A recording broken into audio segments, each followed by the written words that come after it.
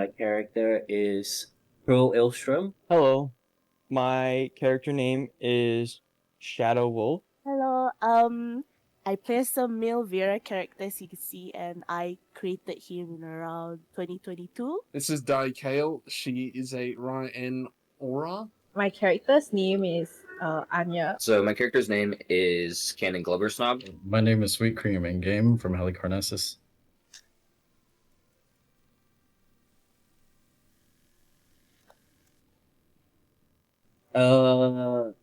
I like Final Fantasy. I've always played Final Fantasy.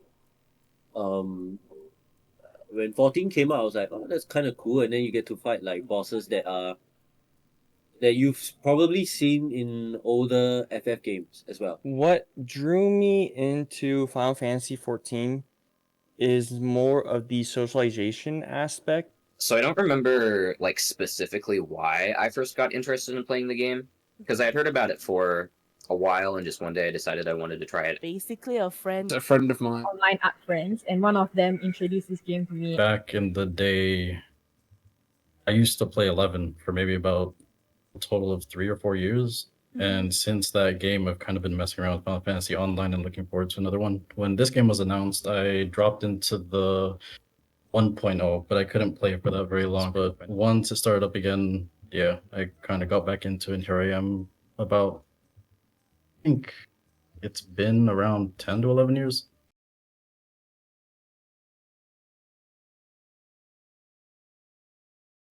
So if it's an official event in a game, I do almost all of them. And I like to see players run around and talk about the events while enjoying the rewards given. And sometimes the environment in game changes according to the team. In-game events that I participate in are some of the seasonal events. I think it was last year there was for Valentine's, it was a small maze and two people had to kind of help each other go through the maze and get to a certain point, which is the end, to complete the minigame.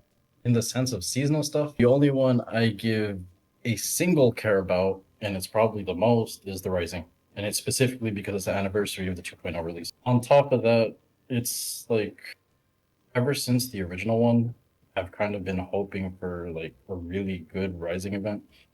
Because the original event, so every time the Rising comes around, it's an event commemorating the release of 2.0. You get a general like thank you to the players kind of a thing, and you get some sort of like message directly from the development team. And every now and again, like if it's a major expansion release or like the original one, you wind up with a cutscene that you wouldn't really expect to see in the game. Like the very first original one, when you did the event, you got a dungeon crawler kind of a thing, you got through it. At the very end, you got a cutscene, which was literally Yoshi P and GM standing behind him saying, thank you for playing the game, thank you for committing to the project, blah, blah, blah. Like, in my experience of playing every other game, the person doesn't come into the game in any sort of capacity and have that sort of message in it. They're not necessarily added to the game. Like, everyone knows the Wandering Minstrel's Yoshi P, but when it's the Rising, it's actually Yoshi P as the fucking Asari. It just feels like one of those events that deserves respect, because it's literally the dev team saying, we made it through another year.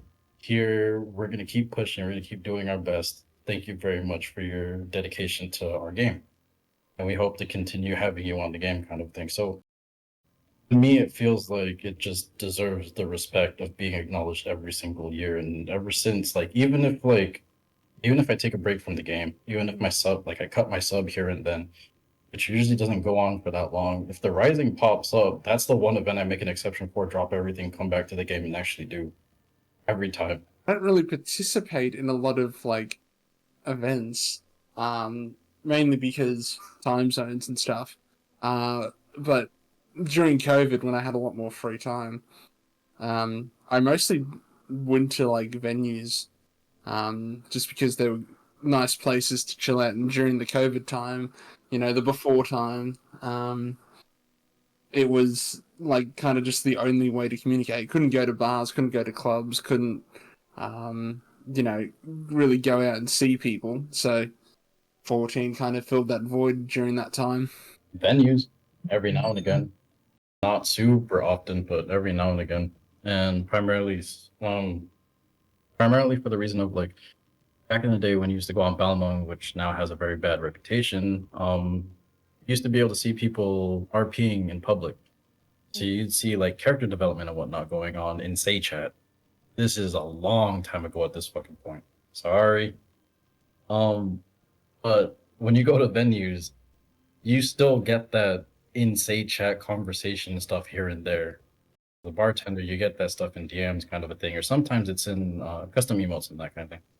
So it's easier for me to just like people watch in that sort of scenario, see how people introduce their characters, see how people actually put thought into something that they're doing on the game, probably more so than majority of the community. For player created events, whenever I have the mood to do so, I would hop in and vibe along with the group. And it's events such as social venues with live DJs or challenge run parties. For me, it's just to battle the loneliness when I do these events. Raiding, though admittedly I'm more of a casual raider, although I do dip my toes into like higher difficulty raids. The fun of being constantly challenged and making it out victorious is what makes this game fun for me. Like playing, dying, then you learn and then you try again. I think it's a really apt metaphor for what life is. Like at the base of it, you try, you lose, or you fail, and then you learn and you try again. So I think it's something that I always enjoy. Meeting with raid groups is an in-game event. If you're talking about things that are larger scale, then I'd say sometimes I join for hunt trains, not too often, but every once in a while. If not that, there has been a couple times where I've gone to events people run in Discords for my data center or my world for things like the Baldesian Arsenal, which is tied to Eureka, and then the Savage version of the Lubum Regine. And those take a lot of coordination to get together. So it's kind of impressive to see like how optimized they get, I guess. And when you do hunts, like you earn enough things to collect like virtual items. You know, like I mean, people say that like playing an MMO, the end game is either like glamour or like collectionist, like like you know, collecting like achievements or collecting like minions, like collecting things. So for me, like joining hunts, like events like that, quite enjoyable lah, because like I get to fulfill that part of that like the social aspect and also like the collecting and like glamour part of it. Fun and interesting people that share your wavelength, and somehow the banter becomes engaging and fun. A personal anecdote is when I went on a whole dungeon with strangers in a party, and then like I told them my grab food was arriving, and they basically did a whole game of guessing what kind of food I ordered, and somehow they correctly guessed noodles, and they made me review the food while I was fighting the boss at the same time. I mean, there's always the classic, this person that I did a random party with, English was definitely not their first language. And the thing I remember the most about it was that he said in party chat, I must go perish in leveling, do not die, and then left the party. One of my favorites was when patch 7.1 came out, they released the extreme mode for the Sphene fight. Me and my friends woke up the minute the patch came out to run through it blind and try to figure out all the mechanics on our own. And for me, the servers usually come off maintenance at 4 or 5 a.m. in the morning, so I was up very, very early. Yeah, I think we spent the next 6 or 7 hours trying to figure out how all the mechanics work. And I remember we got to the end of phase 1. At the time, I didn't know that there was 2 phases, so I was really excited. We finally cleared, and then my friend in chat typed bad news, and the boss came up like out of the void, completely regained her health, and started slapping us again. And it's funny because in the trailer they showed the phase 2, but I think I was so sleep deprived I forgot that it was coming, and so I just got the biggest sense of dread seeing the boss come back. Either clearing my first Savage and clearing my first Ultimate. Last expansion during Endwalker, the raid series was called Pandemonium, and it was the first set of Savages I've ever done, so that was the first memorable moment. And the other one would be clearing Ultimate Weapon Ultimate, which is me clearing my first ultimate and my first fight for that ultimate. I have a lot, and it's hard to choose on the top of my head, but one of it would be probably going up to people and complimenting players that my friend thinks are attractive when we're hanging out, and we want to see their reactions. And their replies vary a lot, but almost most of the replies came back were positive and amusing. And one of the people ended up going on a quote unquote date with my friend on another phone. Oh. Yeah, and but the said person was like sending me updates through like personal DMs, and it was really fun. So back in the day, there was a content creator named Dendo McStronghuge, and I guess I fell asleep at one point because I was like, "Oh, look, he's planning to gather people here." I fell asleep at the archway in front of Idleshire, and my chocobo was backwards, and I didn't know that they were gonna face the other way. So in like a short segment of his video, you see one fat chocobo pointed backwards, and that just happened to be me. Where was that? Which I completely missed the whole thing because apparently they did a bunch of stuff with the fat chocobos in the air and stuff, which was neat, but I was asleep.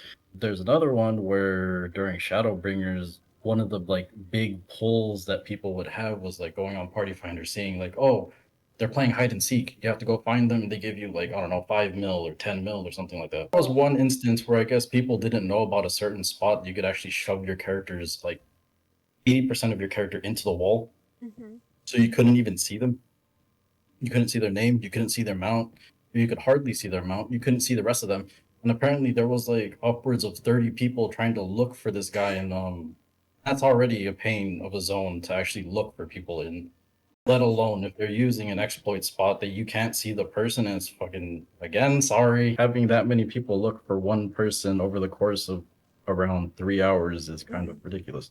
How I met like Creamy, I met them by streaming my game, and I don't usually expect people to watch my stream. So I usually just stream for the specific reason of like cutting clips. This random person suddenly came in and watched me, and then they actually noticed that I didn't have like Shadowbringer. So actually what Creamy did was offer to pay for 50% of Shadowbringers for me.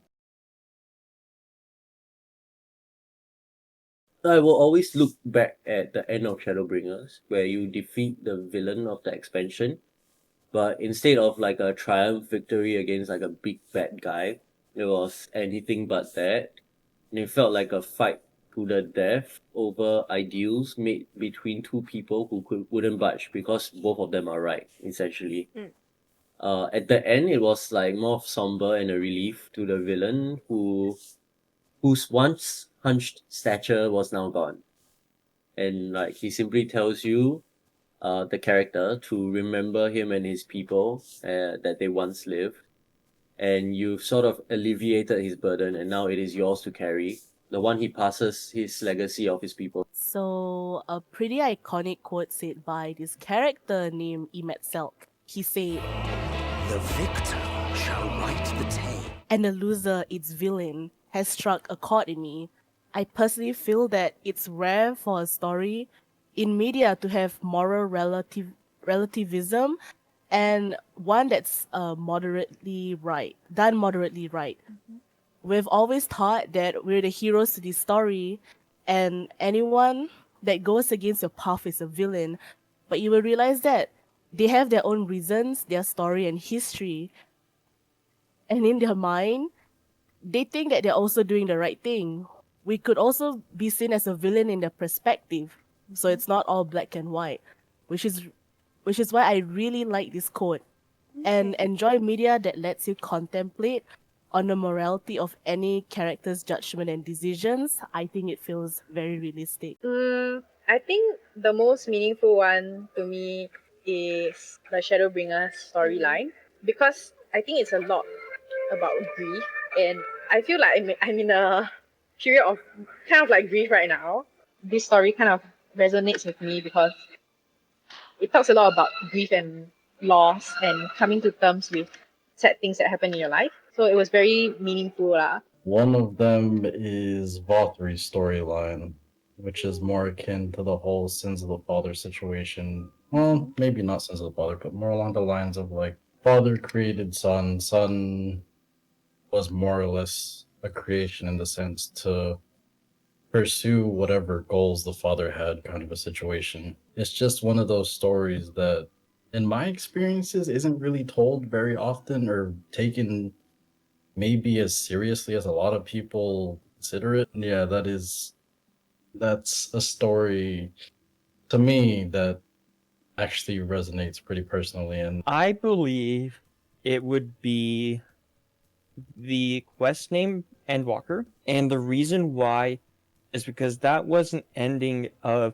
a major overall story arc. When you join Final Fantasy XIV, you start in the expansion of Realm Reborn, and that main story goes all the way up to the end of Endwalker. And that is like the main, in the name of the overall story arc is Highland and versus Zodiark. And that right there was a huge moment because now it's showing the end of a major, like the whole reason of the game, in my opinion. As basic as it sounds, was the very, very end of Endwalker. Yeah, because even though like once you're in the final area and you see all the Scions start sacrificing themselves, it's pretty obvious like how it's all gonna play out. I knew what was coming, and I actually got spoiled that all the Scions were gonna die at the end, quote unquote. I was still pretty sad about it. I feel like the voice acting really sold it. The part where you actually do the walking to the end and you have to like go up the crystal bridge with Alphino and Alice and Close in the Distance starts playing. I just started bawling. It really, really affected me, I guess. The whole of the MSQ is like some of the best fiction I think that's ever been written. Outside of maybe like stuff like Berserk or other things in other mediums, but like 14's just main story is so well crafted. Up until with the initial storyline that we got of the Zodiac title and we'll see what happens with this Dawn Trail one. We'll see what they do. I've been playing the game for 10 years or 12 years. Yeah, 12 years. Shit. I've been there since like for every patch. I've experienced it as it came out. I've been able to reflect on it for so long. All the theory crafting that of like, oh, what are they going to do with this story? Where are they heading with this? Why is this character back? Like being able to experience that and then have it all finish up at Endwalker was truly a experience I don't think I'll ever get again, just because I'd spent so many years playing this game. I don't know if that will be possible for me to achieve again unless 14 continues for another 10 years or whatever. And something that we've experienced, we've gone through the pain, we've gone through the happiness, just something that is just went on for so long. Like there was such a big attachment for me that when we finished in Endwalker, it truly was like it felt like a huge accomplishment. Like compared to where I was, I could look back and be like, wow, this is how much I've changed since then. And going back and watching streamers go through it all, it's like, oh yeah, I remember this.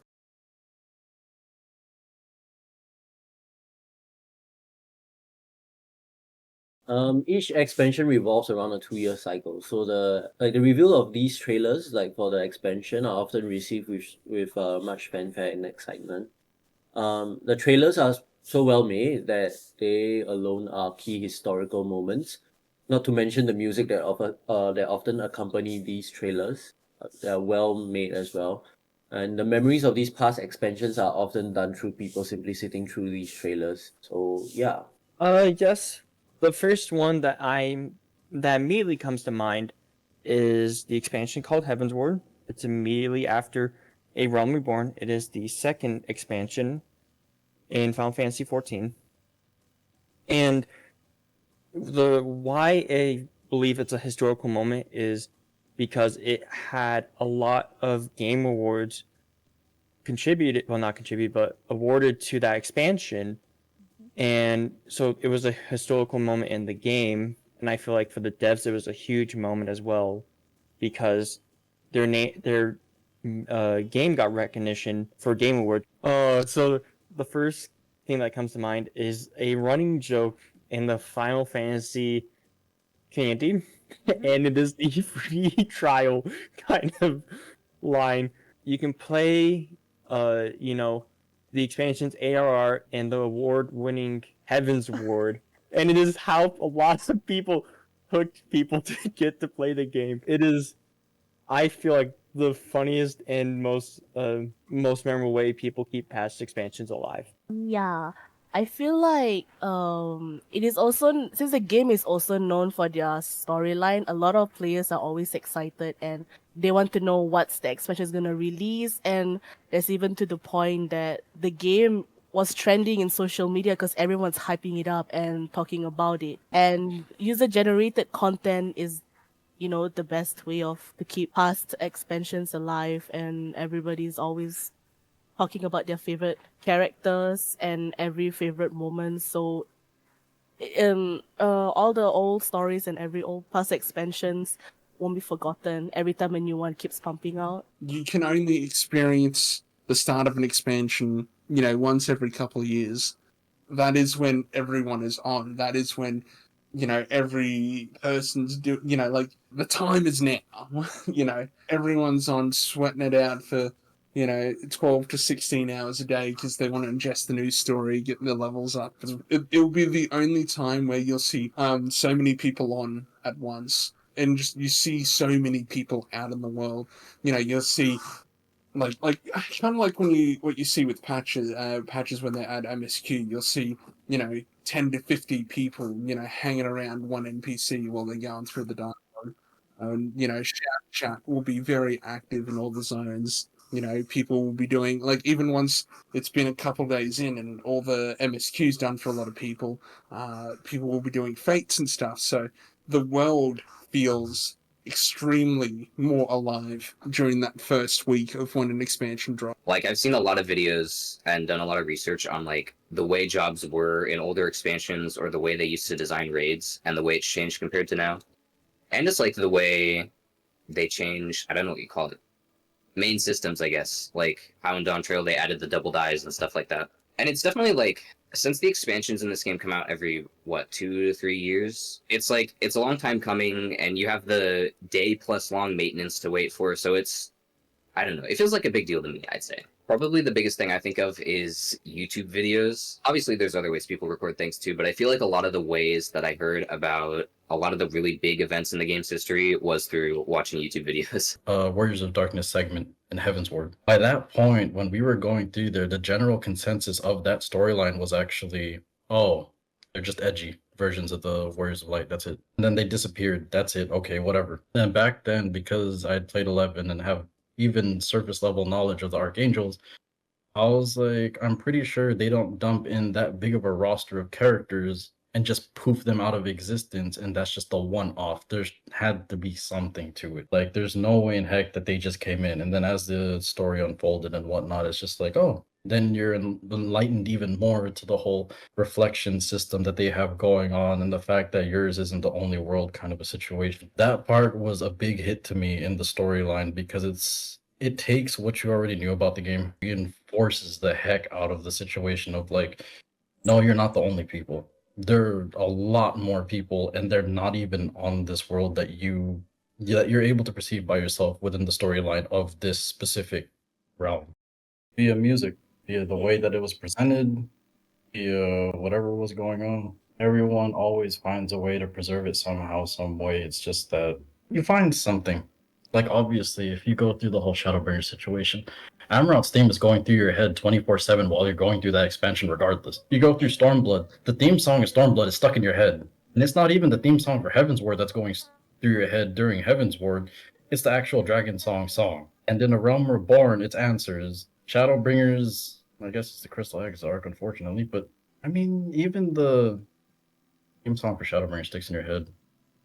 Endwalker, you have the trailer music is literally, the music in and of itself carries so much weight in this game that even if you don't try to, you yourself don't make any sort of effort to preserve the moment, every now and again a player can literally hear a song from the soundtrack, not know the title of it, but know a good amount of instances of what happened in the storyline during every time that song played or a version of that song was used. So it's not even a matter of like how you preserve it. It's just a matter of how that's even stuck in your head. It's more borderline brain rot that people have some of these moments memorized in their head. And all it takes is just the short segment or whatever of the song to come into mind. And you're just like, oh, this is when this happened. This is when that happened. Mm-hmm. Just like you have situations of like a lot of people when you play close in the distance, it hits a lot of nerves for people because of basically how it was presented, and if you have knowledge of like how it was meant to be presented, where you have knowledge of who it was meant for, who it was sung by, kind of a situation. It just makes that much bigger of an impression, that much bigger of a natural sort of preservation of the moment, and every time that that music was played. You can see everybody, like as a community, get very excited and very hyped. You know, after Endwalker, there is Dawn Trail, right? And because Dawn Trail is just a completely like new and uncharted territory, because it's a completely new story, never been touched in like, you know, for like, this is a new story after 10 years of developing an old story. So I feel like that feels like an historical moment because it's like something that nobody knows what will happen, nobody has ever experienced. Yeah, it just feels very new. The cities, they did do like some minor rehaul, the same as how people remembered it, you know, to keep that nostalgia and let people know that like, oh, we haven't forgotten, was once deleted, but we still keep aspects of it.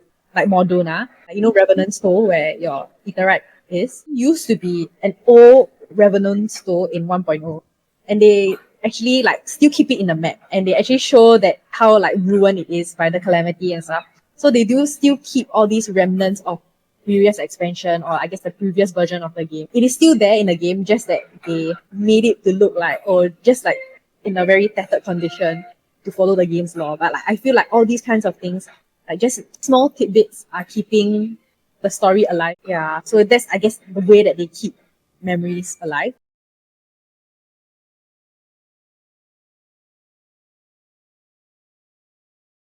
A really good and hard question that kind of brings a little bit of emotions to me.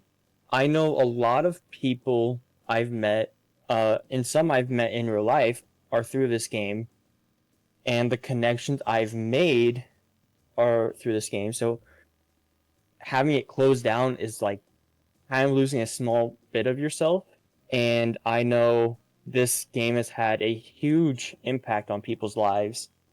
So for them to no longer have that, I feel like is going to be very hard and very difficult. I mean, obviously, I'll feel sad lah. It is a game I invested a lot of money, a lot of time into, and a lot of emotions into. So, you know, characters that I connected with, I will never see again. I'll never hear their voice again. But, you know, all good things must come to an end, which is why it is a good thing when the game eventually shuts down.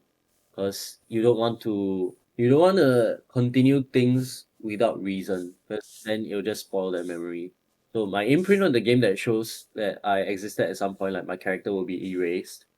And all the memories with it will be erased as well eventually. So it is up to me or the conservers to preserve not only what this game was, but what it meant to the people who were part of it. I've always thought about this for years now, and someday it might see its end, but I know that I've enjoyed my time playing the game, and every experiences and encounters I've closely cherished in my mind. And also, this is the digital era, so it's much easier to archive and save a lot of like memories and moments if you always want to look back anytime. Just think about the happy times and make the best of it. I think it'd be devastating. I've played a couple of games that have been shut down over time, and it's like, oh yeah, that's sad. But WoW and 14 are the two longest games that I've ever invested time into. And I think if either one of those shut down, or both shut down eventually, that would truly... to say it'd be upsetting is an understatement.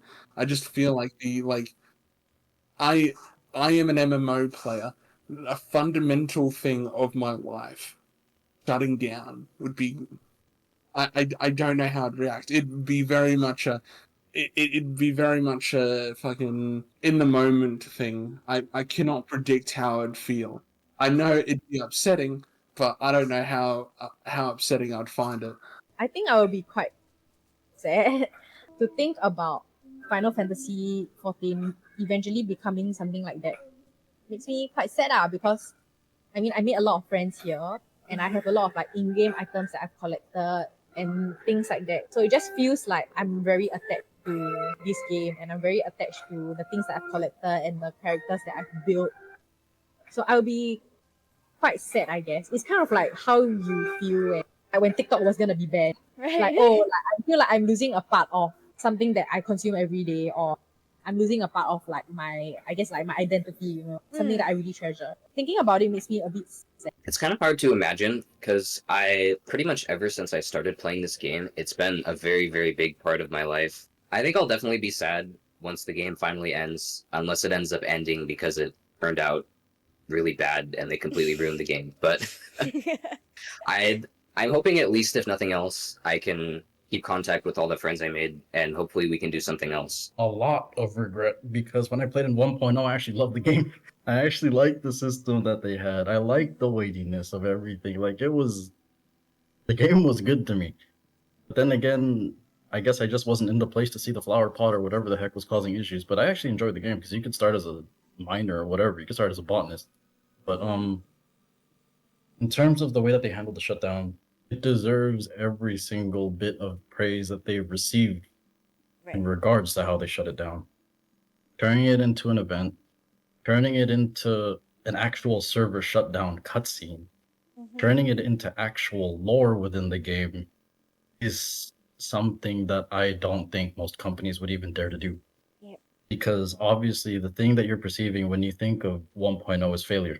Failure is probably going to be the first thing that comes to mind when you hear about 1.0 or like any older heads think of 1.0. They think of the problems that was with it. They don't really weigh out the like this part was good, blah blah blah. It's just generally it's bad, which I understand. But in terms of how they handled it and how they themselves have preserved that moment within Final Fantasy XIV's lore, deserves every single bit of praise that they've received to this point.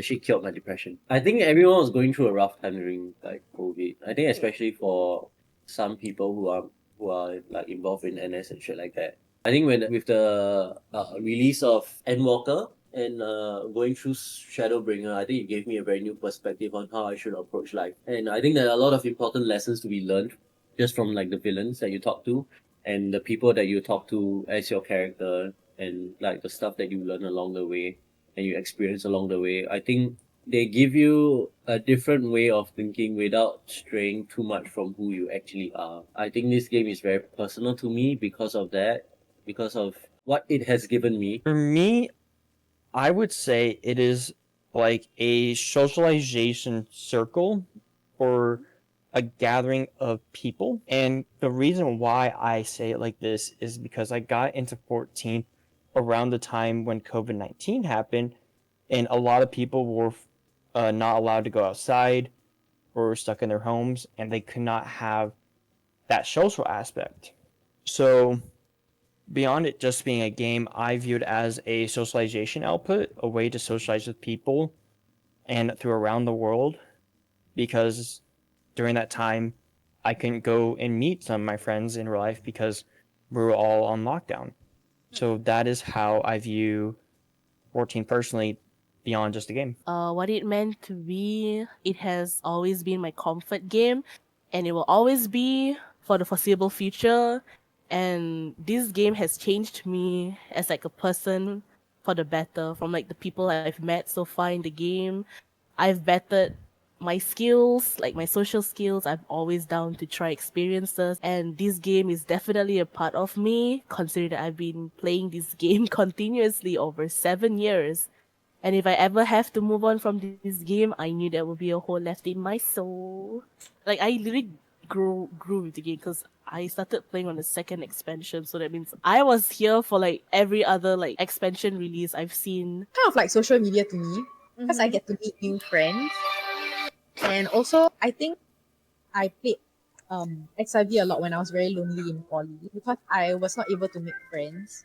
So it was also kind of like a coping mechanism for me. Actually, right now, because I'm in quite a tough period in my life. So I also play this game as like a coping mechanism. So it's like 1/4 social media, 1/4 like a community, 1/4 like a coping mechanism. Like, so it's not just a game for me. It's like I guess healing to the soul for me. Like, because it means a lot to me, and I find a lot of comfort in it. I'd say a lot, actually. I kind of started playing the game at a time where I did not have much of a social life, because it was pretty recently after I had finished school. And pretty much up until that point in my childhood, really the only time I ever socialized with people was either at school or at church, which I don't really go to anymore. And so I was kind of just by myself. I had a couple friends I'd hang out with every now and then. But playing 14 really, one, it gave me a lot of new friends to hang out with, and I also feel like it really helped me grow a lot as a person, I guess. Because the first FC I ever joined was kind of a mess. The FC leader was a catfish who pretended to be a stereotypically attractive Asian woman who was also a very successful realtor. And I'm sorry, but I feel like most free company leaders are not either of those things. She was also just really mean. A lot of people in there were really mean, so we ended up leaving, and there was tons and tons and tons of drama. Pretty much like every week, there'd be a new issue to deal with. Since I was in a leadership position in that free company, it kind of pushed me to think about how I would handle pretty complicated situations, like whether or not you should kick someone out, and what would be considered bad enough to kick, or like how do we handle situations where people are making people uncomfortable, maybe intentionally or not intentionally. How do I react to it? I did learn a lot of very important social skills, I guess, from being put in those situations. People who don't play video games usually don't think about all the positive effects they can have. Because obviously, if you play them for too much, then it's got detrimental effects.